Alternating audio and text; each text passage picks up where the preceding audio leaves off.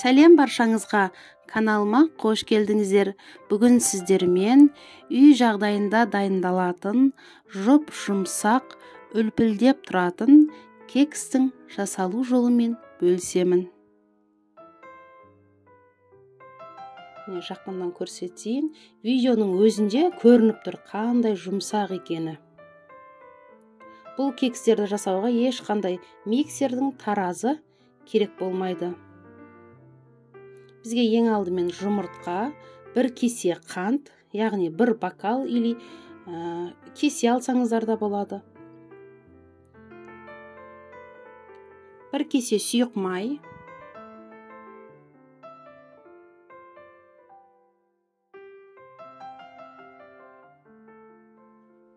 бір кеседей сүт, барлығын араластырамыз.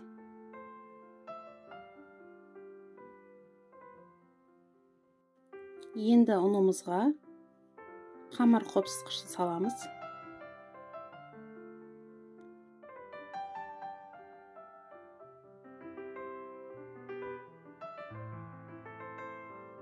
Бізге шамамен 2 кеседей ұн кетеді. Қазір бір кесесін қосып, бірінші міне араластырып аламыз жақсылап.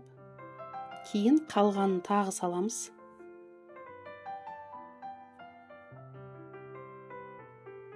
Қалған ұнымызды салып, енді жақсылап барлығын араластырамыз. Осылай венчиктің көмегімен араластырамыз. Ешқандай түйіршік қалмайтындай етіп, бір келкі болғанша жақсылап араластырамыз. Қараңыздар, бір келкі масса шықты. Сұйықтығы шамамен осылай болады. Енді кекске арналған формаларға 2 немесе 3 ас қасықтан салып, қызып тұрған пеште 180 градуста 15-20 минут пісіріп аламыз.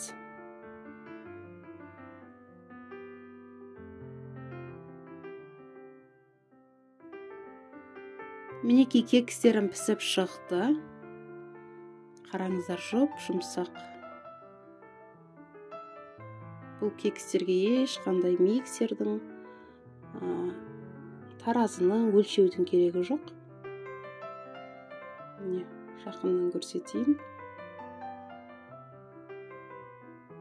Видеоларым сіздерге ұнап жатса, төменге пікір қалдырып, лайк басып отырыңыздар.